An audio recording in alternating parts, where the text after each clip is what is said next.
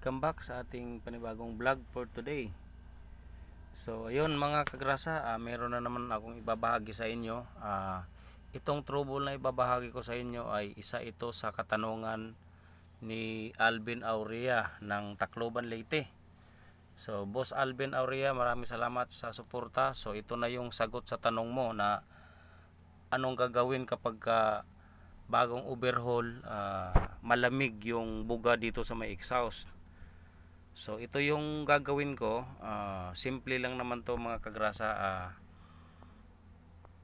Ganito gagawin natin. So ayan, kailangan pag ginawa niyo itong trouble mga kagrasa, bago nyo ipacheck sa calibration, gawin nyo muna tong tuturo ko sa inyo.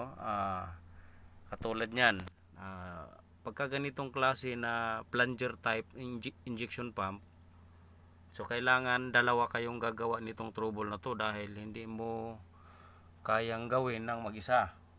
So ang gagawin dyan, luluwagan mo yung plunger holder dito sa may injection pump.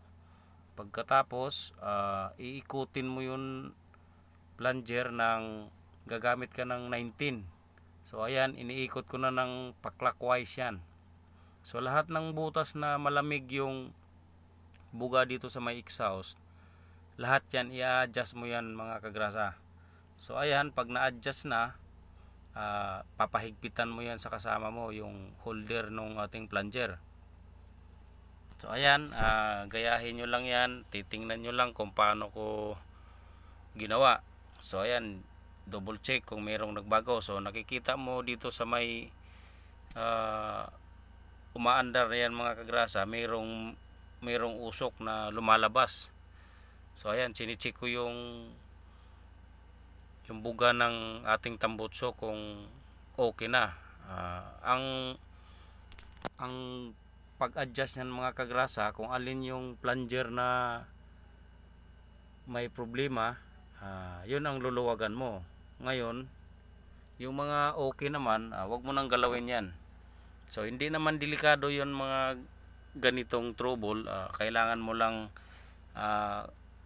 i-adjust ng bahagya para magkaroon ng magandang buga yung ating plunger. So ngayon kung na-adjust mo na yan lahat at ganon pa rin, so yan na yung time na kailangan na natin ng espesyalista ng injection pump. Papasanggunin na natin yan sa calibration center. So ayan, nakikita mo may lumalabas na usok na puti. So pagka naluwagan nyo na yan mga kagrasa, paulit-ulit lang naman yan, halos lahat ayan, pagkaluwag ng holder, pipihitin mo ng bahagya yung plunger ng clockwise. So lahat yan, i-adjust mo yan mga kagrasa kung alin yung malamig na buga dito sa may tambutso.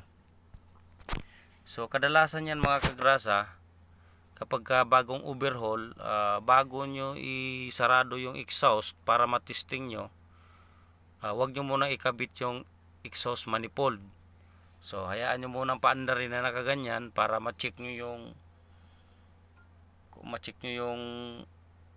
buga kung yan ba'y okay o hindi. So ayun, sana nasagot ko na yung sagot mo, Alvin Aurea ng Tacloban, Leyte. Maraming salamat at God bless. Sa mga kay Darwin Lagman ng Kamiling Tarlac, maraming salamat sa suporta. Kay Dan Mechanics Vlogs, suportahan natin si Dan Mechanic, si Auto Mechanic Vlog, shout out mga kagrasa. So ayun, sana meron kayong natutunan. Katulad nyan, lahat ng may problema na plunger, in-adjust ko yan para bago ko isarado.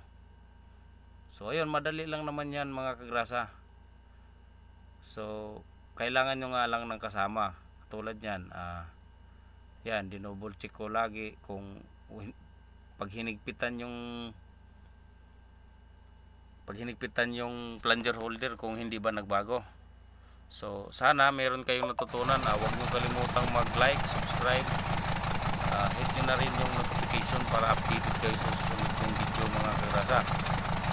So sana meron kayong natutunan. Huwag nyo kalimutang mag-share, subscribe, hit the